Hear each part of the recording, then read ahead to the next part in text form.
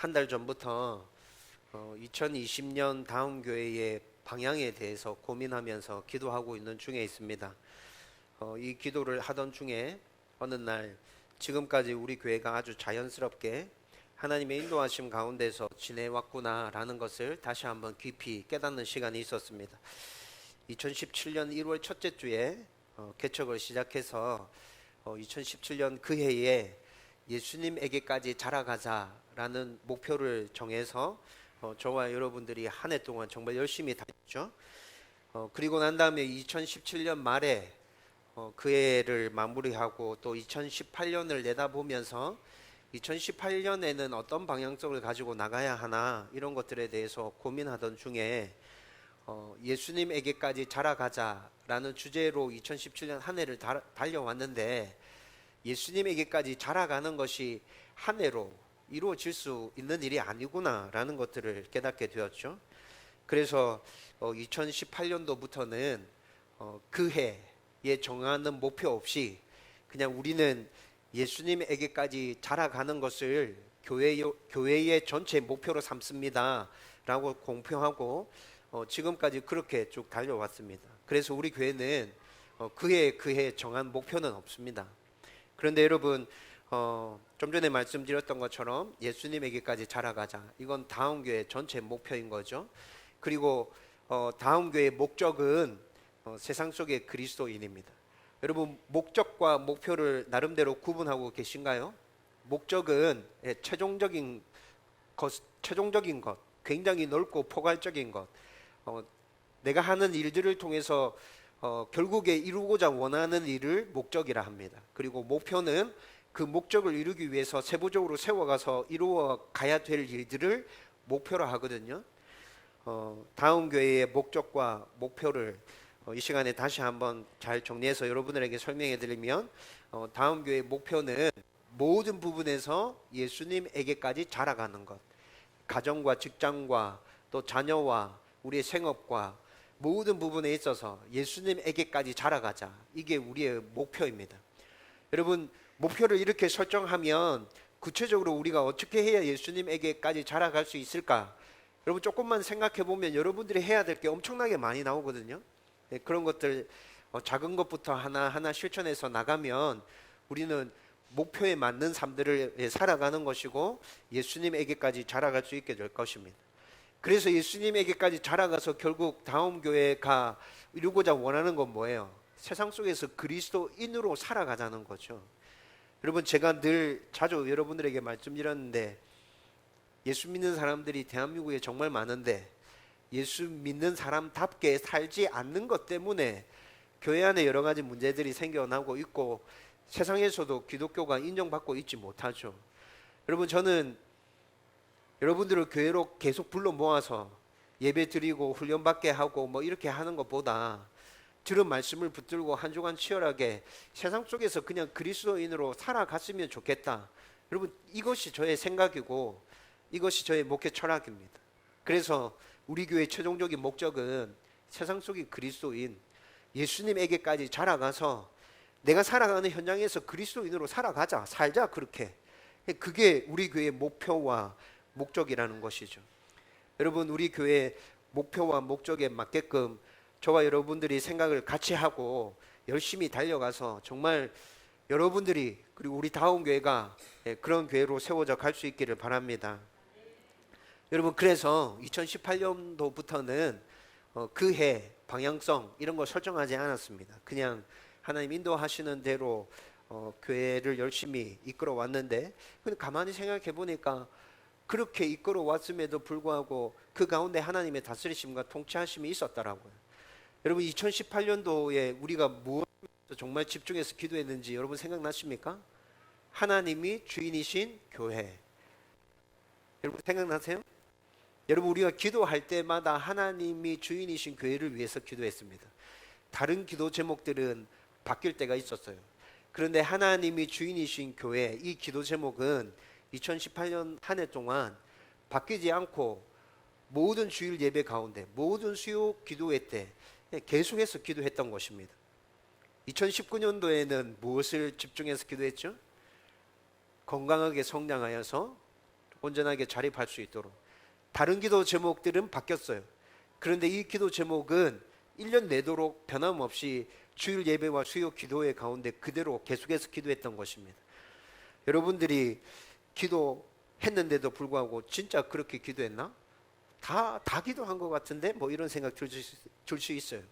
여러분, 그런데 주일 예배와 수요 기도회 때 기도 제목을 준비해서 여러분들에게 제시하는 사람이 저였잖아요. 그렇죠? 네. 그 누구보다도 제가 여러분들에게 어떤 기도 제목을 드렸는지 잘 알고 있죠. 좀 전에 말씀드렸던 것처럼 2018년도에는 하나님 주인이신 교회 한 주도 빠지지 않고 기도했습니다. 2019년도에는 건강하게 성장하여서 자립하는 것을 위해서 기도했습니다. 여러분, 이것이 어떻게 연결되어집니까? 다음 교회가 하나님 주인이신 교회로 건강하게 성장하고 자립할 수 있도록 우리 마음속에 그런 소원을 주시고 계속 그렇게 기도하게 하셨구나 라는 것들이 기도하는 가운데 그냥 생각이 들었어요. 하나님께서 이렇게 인도해 주셨구나. 그러면서 2020년도는 여러분들에게 딱 공표해서 2020년도 목표 이렇습니다, 이렇게 하지는 않아도 나는 어떤 방향성을 가지고 이 교회를 한 해 동안 끌어가야 될까, 그걸 생각하다가 자연스럽게 떠올랐던 생각이 예배였습니다. 여러분, 가끔 여러분들에게 말씀드렸던 것인데 저는 우리 교회 예배가 하나님의 임재가 있는 강력한 예배라 저는 그렇게 확신하고 있습니다. 사도신경으로 예배를 시작할 때 여러분 어떤 느낌인지 잘 모르겠어요. 그런데 저는 그 사도신경 안에 저의 신앙 고백을 담아서 하나님 앞에 올려드립니다. 찬양을 드릴 때, 기도할 때, 말씀이 선포될 때, 설교가 끝나고 난 다음에 적용 찬양을 할 때, 여러분 이 모든 수도 가운데서 저는 하나님의 임재하심이 느껴집니다. 하나님 우리 예배 가운데 함께 계시고 우리 예배 가운데 은혜 주고 계시구나. 저 혼자만 느끼고 있는 것이 아니라 제가 여러분들의 모습을 쭉 살펴보면 여러분들의 모습 가운데서도 그것이 저의 가운데 느껴지고 있습니다. 우리 성도들도 하나님의 임재하심을 느끼고 있구나. 그 하나님의 임재하심 가운데서 예배 드리고 있다라는 확신이 든다고요. 여러분, 개척하고 난 다음에 3년 동안 우리 교회에 어려움이 있었나요? 저 정말 감사합니다. 교회 어떻게 되고 있습니까? 목사님들이 물을 때마다 정말 감사한 마음으로 3년 동안 정말 어려움 없었고 하나님 은혜 가운데 잘 지내왔습니다 라고 얘기합니다. 왜 그럴까 생각해 보면 여러 가지 이유가 있었던 것 같습니다. 그런데 그 중에 가장 큰 이유는 우리 예배가 하나님 앞에 올려드리는 강력한 예배이기 때문에 그렇다 확신합니다. 예배 가운데 은혜가 넘쳐나고 있어서 예배 가운데 하나님의 임재하심이 모든 성도들 가운데 다 느껴지고 있기 때문에 모두 다 평안하고 모두 다 하나님의 은혜 가운데 지나고 있는 것이죠. 여러분, 개척해서 지금까지 매일 아침 혼자 기도할 때 주일 예배와 수요 기도회 가운데 하나님 은혜 안 주시면 우리는 답이 없습니다. 매일 기도하는 것입니다. 하나님 은혜 주셔야 됩니다. 하나님의 임재하심이 우리 성도들 가운데 느껴져야 됩니다. 저 가운데 느껴져야 됩니다. 하나님 계시다고 하는데, 하나님의 교회라고 하는데 개척교회에서 그것마저 안 느껴진다면 우리는 뭐 가지고 개척교회 합니까? 하나님 매일 아침마다 기도하고 있는 것이에요. 때를 쓰면서 기도합니다. 여러분, 그런데 이 기도가 정말 응답되어지고 있다는 것 3년 동안 계속 확인하고 있죠. 정말 감사하고, 그래서 저는 힘들고 어려운 일이 있지만 목회하는 것이 행복하고, 하나님 이렇게 섬겨가는 것이구나, 하나님 이렇게 예배해 가는 것이구나, 저는 그런 거 느끼고 있어요. 여러분들도 동일하게 그런 거 느끼고 있을 것이라 저는 그렇게 믿습니다. 여러분, 그런데 여러분들의 목사가 참 욕심이 많습니다. 저는 하나님의 임재하심이 그렇게 느껴지고 있음에도 불구하고 우리 교회 예배 드릴 때마다 더 강력한 하나님의 임재하심이 느껴지면 좋겠다. 여러분, 그게 솔직한 저의 마음입니다.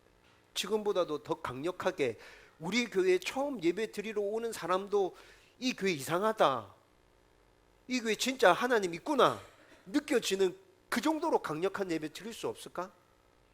진짜 우리 성도들이 마음이 딱 하나로 모아져서 찬양을 하나 하더라도, 기도를 하더라도, 말씀을 받더라도 그 모든 것들에 집중되어져서 그렇게 하나님 앞에 예배할 수 없을까? 여러분, 그런 욕심들이 계속해서 생겨난다고요. 여러분, 저는 예배 드릴 때마다 여러분들이 지금보다도 더 하나님의 임재하심을 더 강하게 느낄 수 있었으면 좋겠습니다. 눈에 보이지 않지만 하나님 정말 살아계시구나. 다음 교회 주인이 하나님 맞구나. 내가 드리는 예배 하나님 기뻐 받으시구나. 내 찬양을, 내 기도를, 그리고 하나님께서 나에게 주시는 말씀으로 지금 말씀이 선포되어지고 있구나. 이게 깨달아졌으면 좋겠어요. 그래서 날마다 매주마다 은혜와 위로와 격려와 여러분들 가운데 그 변화와 성장과 성숙의 역사가 매주일 예배 드릴 때마다 있으면 좋겠다고요. 수요 기도회 때 함께 말씀을 기도하는 가운데 여러분이 가지고 있는 그 기도 제목과 그 문제들을 가지고 하나님과 깊이 대면하면서 하나님으로부터 해결받고 하나님의 은혜를 경험할 수 있는 그런 모임이 되었으면 좋겠다고요. 여러분, 이게 제 소원이에요. 여러분, 그래서 2020년 방향성을 어떻게 설정하며 해서 갈까 고민하다가 2020년에는 매주마다, 매주 수요일마다 강력한 예배를 위해서 계속 기도해야겠다. 우리가 예배를 어떻게 드리는 것이며 누구에게 드리는 것이며 예배 가운데 어떻게 임해야 되는 것인지 충분히 알고 있음에도 불구하고 날마다 새로운 마음으로 그 은혜를 더 사모하면서 그렇게 기도하고 그렇게 예배 드려야겠다. 여러분, 저의 마음의 결정이었어요. 여러분, 그래서 그 결정을 하고 난 다음에 오늘이랑 송구 영신 예배 때 2020년 한 해를 여러분들과 한 마음으로 그렇게 첫 발을 내딛고 나가기 위해서 나누었던 말씀이지만 3년 전에 개척할 때 교회에 대해서 말씀을 나누면서 이 말씀도 여러분들과 이미 함께 나누었어요. 교회는 하나님의 영광을 위해서 존재해야 된다. 그리고 우리는 모든 삶의 영역 가운데서 하나님을 예배해야 된다. 함께 나누었던 말씀이지만 이 말씀 다시 나누고 2020년 한 해 동안 정말 그렇게 교회를 세워가야겠다라는 생각이 들었어요. 여러분, 오늘 이 말씀 함께 여러분들이 듣고 또 이렇게 나누는 가운데 여러분들 가운데 저와 같은 마음이 생겨났으면 좋겠어요. 우리 교회가 무엇을 하든지 모든 것들을 통해서 특별히 예배를 통해서 하나님 앞에 영광 올려드릴 수 있었으면 좋겠다. 내가 예배자가 되었으면 좋겠다. 이 마음으로 하나 될 수 있기를 주님의 이름으로 축원드립니다. 오늘 본문의 에베소서는 교회와 관련해서 말씀해 주시는 성경입니다. 그래서 에베소서를 통해서 우리는 교회와 관련된 하나님의 뜻이 무엇인지 아주 분명하게 발견할 수 있게 됩니다. 특별히 오늘 함께 나눌 말씀은 교회의 목적이 무엇인지 명확하게 보여주는 말씀이죠. 교회의 존재 목적.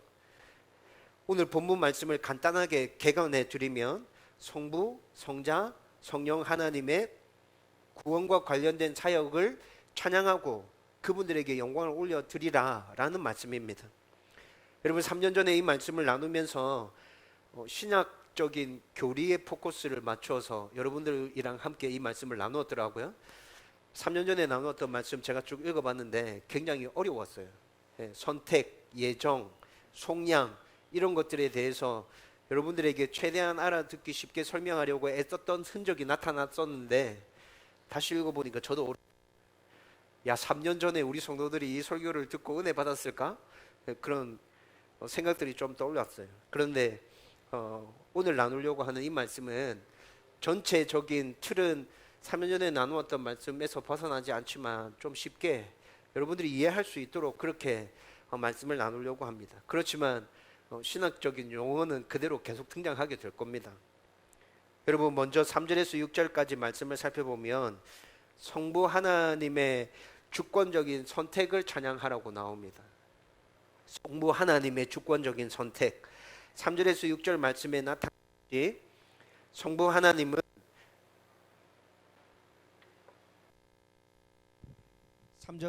하나 둘 셋.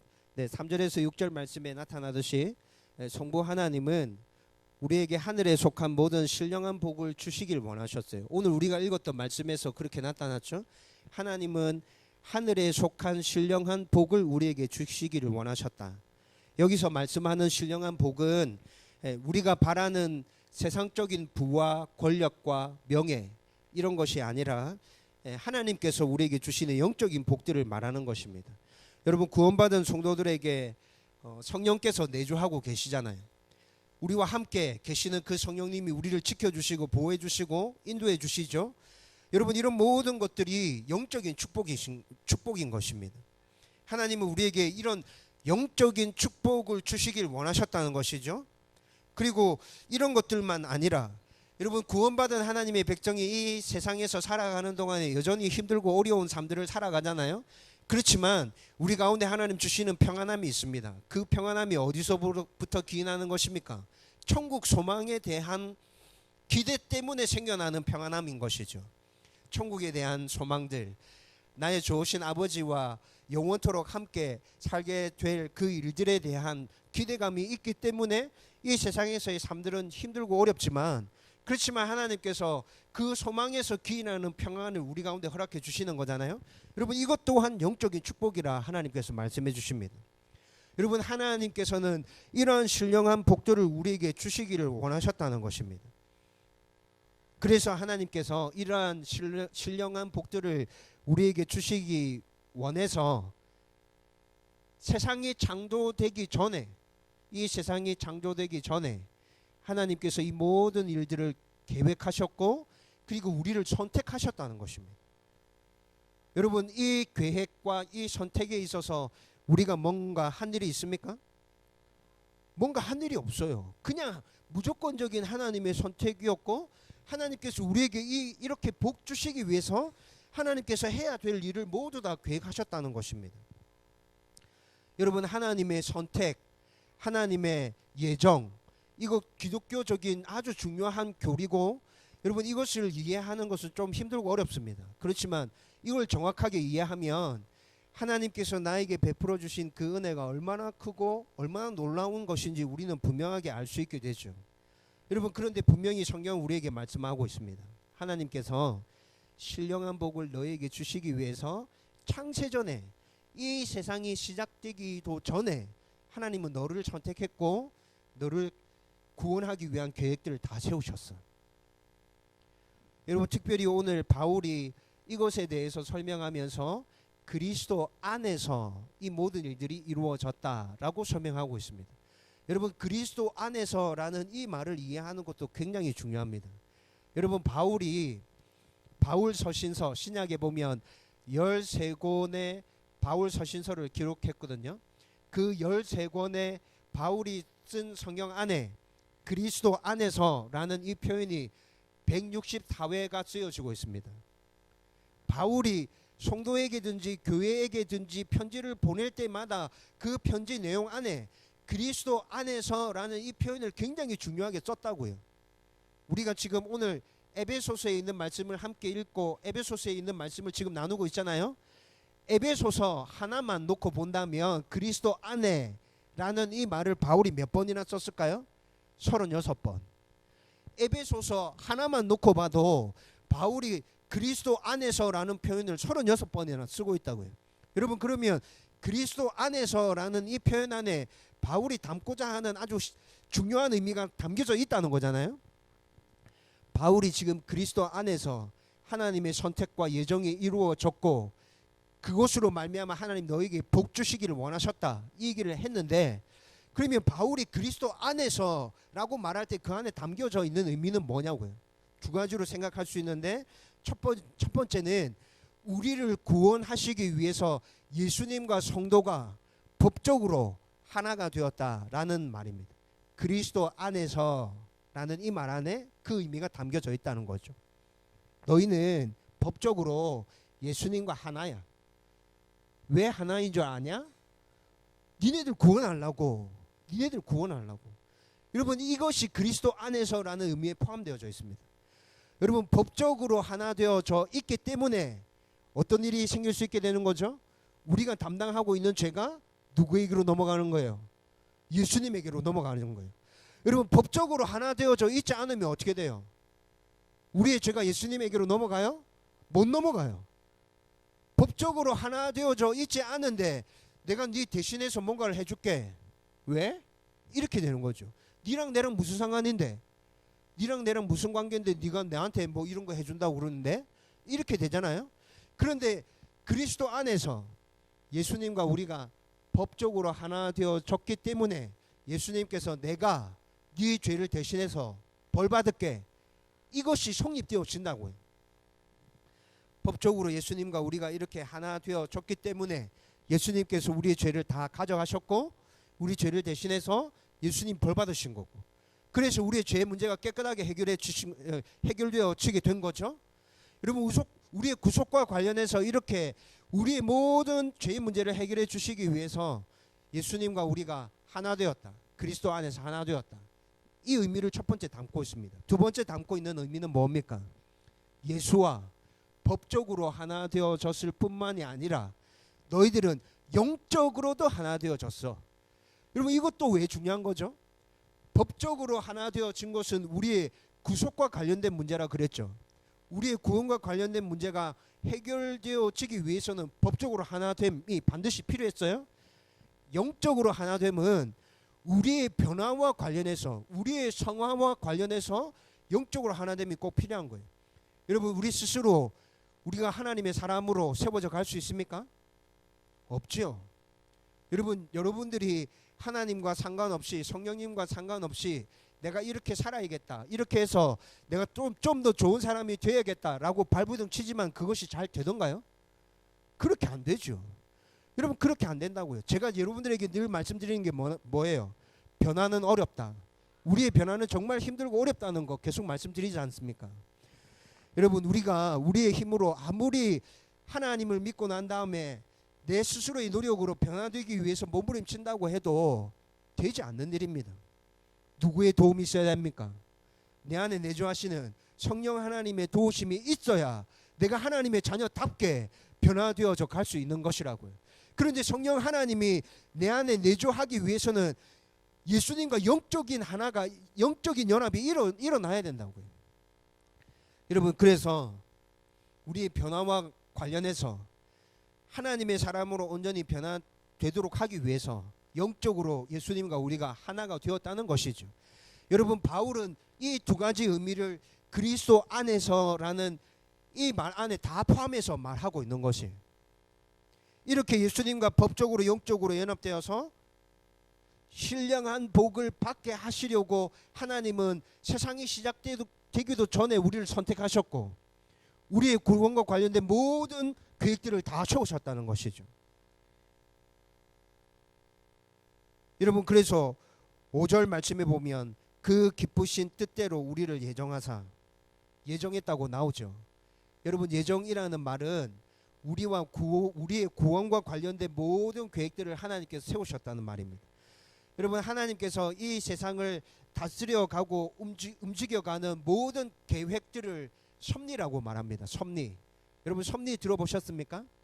섭리 들어보셨죠? 하나님의 섭리. 이 세상 만물과 관련된 모든 하나님의 계획들, 섭리, 우리의 구원과 관련된 하나님의 계획은 예정이라고 성경에서 얘기하는 거예요. 여러분, 하나님께서는 우리의 구원과 관련해서 이렇게 예정해서 모든 일들을 계획하셨다는 것이죠. 이 모든 일들은 하나님의 주권적인 선택으로, 하나님의 주권적인 권한으로 일어난 것입니다. 여러분, 이것에 대해서 예수 안 믿는 사람들이 이렇게 따져 묻습니다. 하나님 참 불공평하다. 어떤 사람은 선택하고 어떤 사람은 선택 안 했다는 거잖아. 그러면 맞습니다. 하나님이 어떤 사람은 선택하셨고 어떤 사람은 선택 안 했다는 겁니다. 야, 그게 무슨 좋은 하나님인데, 그거 하나님 이상한 하나님이구만, 그건 공평하지 않잖아, 이렇게 얘기하거든요. 여러분 생각은 어떠세요? 일리가 있는 것 같죠?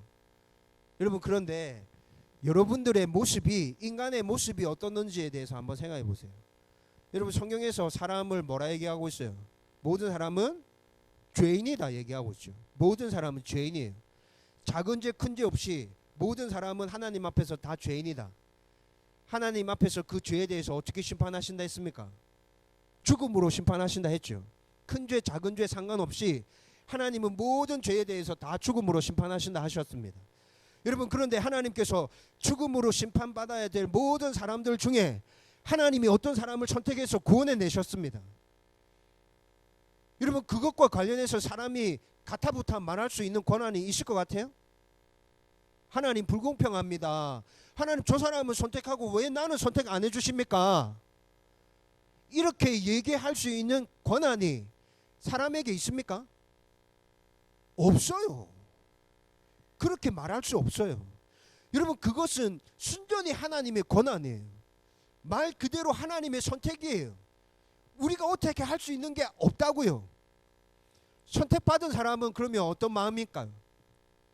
그런 하나님의 선택을 받은 사람은, 여러분, 은혜라는 말이 왜 생겨났는지 이해하시겠어요? 은혜가 뭐예요? 거저 주시는 하나님의 선물이라는 뜻을 담고 있죠. 여러분, 이렇게 하나님께서 우리를 선택해 주셨어요. 그 선택 안에 저와 여러분들이 지금 포함되어져 있는 거예요. 그래서 우리는 구원받아서 이 자리에 예배 드리고 있잖아요. 여러분, 이것이 은혜라고요. 하나님 거저 주시는 선물. 인간 편에서는 하나님 불공평합니다 말할 수 없어요. 다 죽어야 되는 입장인데 하나님께서 그렇게 특별하게 베풀어 주신 은혜에 대해서 선택받은 사람은 말로 표현할 수 없는 감사가 넘쳐나는 거죠. 하나님 나를 그렇게 해주셨구나.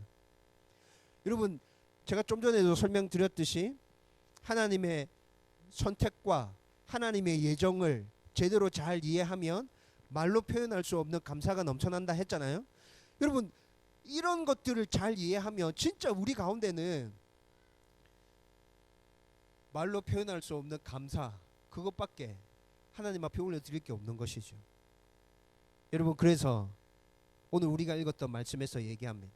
하나님께서 너희들을 위해서, 성부 하나님께서 너희들을 위해서 이렇게 해주셨기 때문에 그 성부 하나님께 어떻게 하라고요?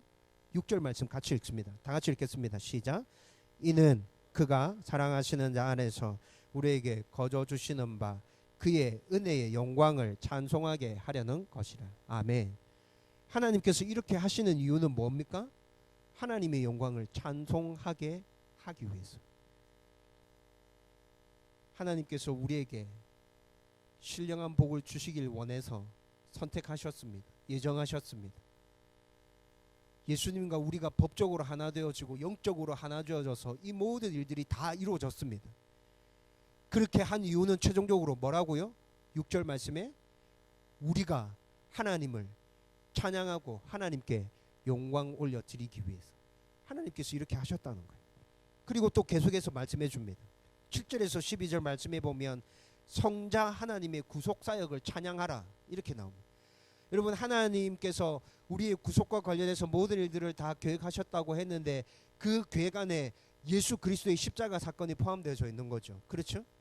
네, 예수 그리스도의 십자가 사건이 포함되어져 있습니다. 예수님도 똑같은 하나님으로서 우리를 자랑하는 마음이 말로 표현할 수 없이 어마어마했죠. 성부 하나님이 계획을 세우시고 난 다음에 사람을 살리기 위해서 이렇게 해야 되겠다. 성자 하나님께서 내가 그 일을 하겠습니다 해서 이 땅에 오신 거죠. 그래서 십자가 지셨고 부활하셨고 죄와 관련된 모든 일들을 다 이루어 주셨죠. 여러분, 오늘 우리가 읽었던 말씀 가운데서는 이 예수님의 사역을 한 단어로 속량이라고 표현하고 있습니다. 속량. 속량이라는 이 단어의 본래 뜻은 노예를 어떤 주인이 돈을 주고 그 노예를 샀어요. 돈을 주고 샀죠. 그리고 난 다음에 아무런 대가 없이 이 노예를 그냥 해방시켜서 자유롭게 해줬어요. 니는 이제부터 자유다. 니는 내 종 아니야. 그냥 네 마음대로 살아도 돼. 이렇게 풀어주는 거. 그것을 속량이라고 합니다.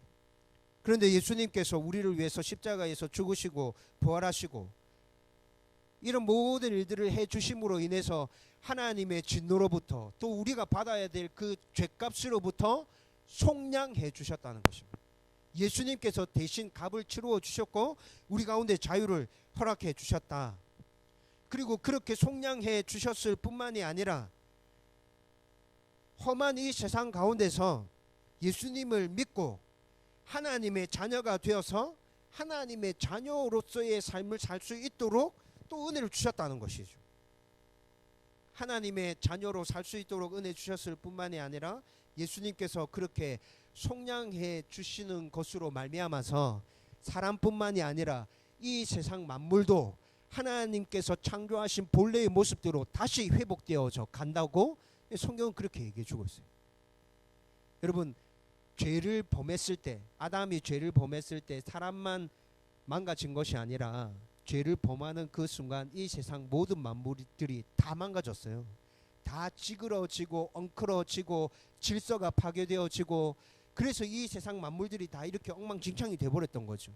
그런데 예수님께서 우리를 위해서 속량해 주신 것 안에는 우리를 하나님의 자녀로 삼아 주시는 것만 있는 것이 아니라 이 세상에 망가져 있는 그 모든 것들을 다시 본래의 모습으로 회복시키는 것까지 다 포함되어져 있다는 것입니다. 그래서 오늘 12절에 얘기합니다.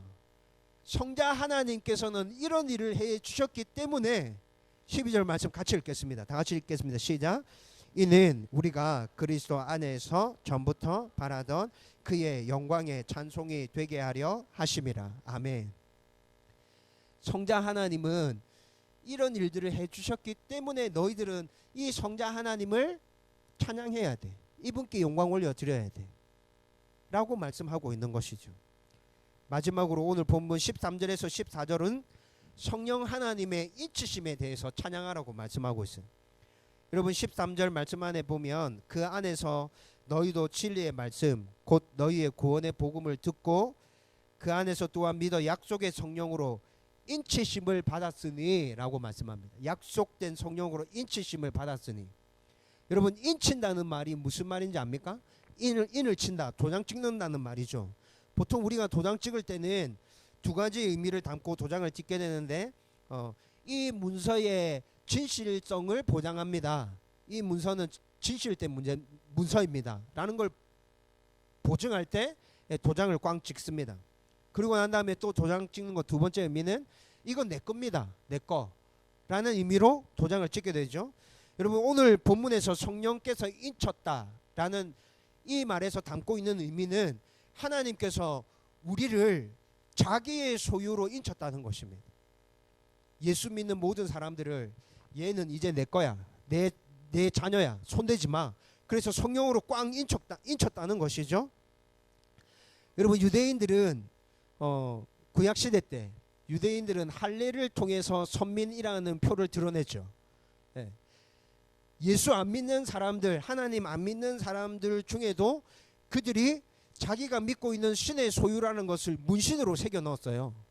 여러분 이렇게 구약시대 때는 할례로 또 아니면 우상을 섬기는 사람들은 문신으로 자기 신께 속한 소유된 사람이라는 것을 그렇게 표로 삼았는데, 신약에 넘어오면 이 표가 어떻게 바뀌어진다는 얘기입니까? 성령의 인치심으로 바뀌어진다는 것입니다. 여러분들이 예수 그리스도를 믿고 구주로 영접했습니다. 그렇게 영접하는 순간 우리 안에는 성령께서 내주하신다. 성경에서는 계속 그렇게 말씀해 주고 있죠. 여러분 성령의 내주하심이 왜 필요한 것인지 여러분들에게 이미 설명해 드렸습니다. 그렇게 우리 안에 계신 성령님께서 우리를 지키시고 보호하신다. 사탄 마귀가 우리를 공격할 때 우리의 보증이 되어 주셔서 얘 건드리지 마, 얘 하나님 자녀 맞아 라는 보증이 되어 주신다 말씀드렸죠. 여러분 그 은혜 때문에 우리는 지금 이 세상 가운데서도 하나님의 자녀로서 잘 살아갈 수 있게 되는 거예요. 여러분 그래서 오늘 말씀 가운데서 뭐라 얘기합니까? 성령 하나님은 너희들 가운데서 그런 일을 하고 있기 때문에 너희들은 성령 하나님을 찬양해야 돼. 그분께 영광 올려드려야 돼. 14절 말씀 같이 읽겠습니다. 다 같이 읽읍시다. 시작. 이는 우리 기업의 보증이 되사 그 얻으신 것을 속량하시고 그의 영광을 찬송하게 하려 하심이라. 아멘. 여러분 지금까지 살펴본 말씀을 정리하면 성부, 성자, 성령이 각자의 사역을 통해서 우리를 이렇게 구원해 주셨잖아요. 성부 하나님은 모든 계획들을 다 세우셨어요. 우리를 선택하셨고 예정하셨고, 성자 하나님은 하나님의 계획에 따라서 이 땅에 오셔서 십자가 지셨고, 성령 하나님은 예수님 승천하시고 난 다음에 우리 마음 가운데 임하여 주셔서 우리를 지금도 지키시고 보호하고 계시고 우리의 보증이 되어 주시고 계시잖아요. 그래서 이 모든 이유들 때문에 오늘 우리가 읽었던 에베소서 본문에서는 성자 하나님을 찬양하고 성부 하나님을 찬양하고 성령 하나님을 찬양하라고 말씀하고 있는 것이죠. 여러분 하나님께서 우리에게 이렇게 무조건적인 은혜를 베풀어 주셨다는 것, 여러분 우리가 믿고 확신하고 있다면 정말 오늘 말씀 가운데서 우리에게 명령하고 있는 것처럼 우리는 모든 순간에 모든 삶 가운데서 하나님을 찬양할 수밖에 없어요. 우리 가운데서 일어나는 모든 일들을 통하여서 하나님 앞에 영광 올려드릴 수밖에 없다고요. 저와 여러분들이 하나님께 영광 올려드리고 하나님만을 찬양하는 삶을 살아갈 수 있게 되기를 주님의 이름으로 축원드립니다. 여러분, 이제 이 말씀에 근거해서 오늘 우리가 살펴보려고 하는 진짜 질문 간략하게 한번 생각해 보십시다. 여러분, 그러면 교회의 존재 목적은 뭡니까? 교회의 존재 목적, 이 땅에 세워져 있는 이렇게 많고 많은 교회들 왜 이 땅 가운데 존재해야 되는 것이죠? 그리고 앞으로도 이 땅 가운데 교회가 계속 세워져야 하는 이유는 뭡니까? 여러분, 이 모든 질문에 대해서 가장 중요한 답은, 여러 가지 답이 있을 수 있겠지만 가장 중요한 답은 하나님의 영광을 위해서. 여러분, 이 땅의 교회는 왜 존재합니까? 하나님의 영광을 위해서. 교회가 앞으로 이렇게 많은데 왜 계속해서 교회가 세워져야 되죠? 하나님의 영광을 위해서. 여러분, 그런데 우리는 하나님의 영광을 위해서라는 이 말을 너무 추상적인 의미로 이해하고 있고 명확하게 이게 어떻게 하는 것인지 잘 모르고 있는 것 같아요. 여러분, 하나님의 영광이라는 단어를 찾아내서 찾아보면 빛나고 훌륭하다라는 것이 다른 사람들에게 인정되어지는 것, 이렇게 설명하고 있습니다. 빛나고 훌륭한 것이 다른 사람들에게 인정되어지는 것, 이것이 영광이라고요. 그러면 여러분, 하나님께 영광을 올려드린다 할 때 이건 무슨 말일까요? 하나님 정말 하나님 맞구나, 하나님 진짜 살아계시구나, 하나님 진짜 위대하고 전지전능하신 분이 맞구나, 진짜 참신이 하나님이시구나 라는 것들을 사람들로 통해서 인정이 되어지고 그 고백들이 하나님 앞에 올려드려지는 것, 그것이 하나님께 영광이라고요. 여러분, 요한복음 11장 4절 말씀 보면 죽은 나사로를 살리신 예수님의 그 기적이 나타납니다. 그런데 예수님께서 나사로를 살리실 때 그것은 하나님의 영광을 나타내기 위해서이다라고 말씀하십니다. 여러분, 예수님께서 기도하고 난 다음에 나사로가 살아났죠? 나사로가 살아난 모습을 보면서 사람들이 어떻게 반응했겠어요? 예수 저 사람이 진짜 엄청난 사람이구나. 예수님을 몰랐고 믿지 않았던 사람이라 할지라도 죽은 나사로를 살리신 그 일들을 보면서 예수 저 사람은 정말 엄청난 사람이 맞구나, 진짜 하나님 맞는갑다, 하나님 아들인갑다, 하나님 정말 대단하신 분이구나, 하나님만이 참신이구나, 하나님 전지전능하시구나. 여러분, 이런 것들이 사람들로부터 인정되어졌을까요? 그렇게 되었을 거예요. 죽은 나사로가 살아난 모습들을 보면서 사람들은 하나님을, 예수님을 그렇게 인정했을 거예요. 그렇죠? 그래서 예수님께서는 나사로가 죽었던 거, 그래서 다시 살아난 거, 이것이 하나님의 영광을 나타내기 위해서 이렇게 된 것이라고 말씀하고 있는 거죠. 여러분, 이것과 똑같은 것입니다. 이 땅에 존재하는 모든 교회는 하나님의 영광을 나타내기 위해서 존재합니다. 교회가 교회다워지면 하나님의 영광이 나타날까요? 네. 교회가 교회다워지면 사람들이 교회를 보면서 저곳은 하나님 있는 곳이다 라고 말하게 될 것입니다. 교회가 교회다워지면 하나님을 믿지 않는 사람들도 교회를 바라보면서 나도 저기 가서 예배 드리고 싶다 말하게 될 것입니다. 성도가 성도다워지면 그 성도들의 모습을 보면서 나도 하나님 믿어야겠다, 예수님 믿어야겠다, 저 사람 보니까 하나님 살아 계시다는 게 진짜 참말인 것 같다 라고 말하게 되어질 거라고요. 여러분, 이 모든 것이 하나님께 영광이 되어지는 것입니다. 우리가 살아가는 모습을 통해서, 교회가 온전하게 서가는 모습들을 통해서 하나님 정말 대단하신 분이라는 것이 사람들의 입을 통해서 고백되어지고 있잖아요. 여러분, 오늘 성경 말씀이 우리에게 얘기해 주고 있는 게 바로 이것이라고요. 모든 부분에 있어서 하나님의 영광을 위해서 살아야 돼. 교회는 그것 때문에 존재해. 너희들이 이 땅 가운데서 하나님의 자녀로 살아가는 것은 하나님의 영광을 나타내기 위해서 그렇게 살아가는 거야. 저와 여러분들이 이 사실을 분명하게 인식하고 우리가 하는 모든 일들을 통해서 하나님의 영광을 드러내며 살아가는 주님의 백성들 되기를 주님의 이름으로 축원드립니다. 이제 말씀을 정리하려고 합니다. 여러분, 오늘 말씀에서 분명히 얘기했습니다. 하나님께서 우리에게 신령한 복을 주시기 위해서 선택하셨고 예정하셨고, 하나님과, 아니 예수님과 법적으로 영적으로 하나 되게 해주셨고, 그리고 이 계획에 따라서 예수님은 그 모든 일들을 실행에 옮기셨고, 성령 하나님은 우리 가운데 오셔서 지금도 보증이 되어 주시고 계시고, 이렇게 하신 것을 생각하면서 우리가 살아가는 모든 삶의 현장에서 하나님 앞에 영광 올려드리고 나를 통해서 하나님만이 나타날 수 있도록 그렇게 살아가는 그 삶, 그것이 진짜 성도의 삶이다. 여러분, 이것이 오늘 말씀에서 우리 가운데 얘기해 주는 것이거든요. 여러분, 그런데 하나님 앞에 영광 올려드리는 삶에서 좀 더 분명하게, 좀 더 확실하게 그렇게 살아갈 수 있는 방법은 뭘까요?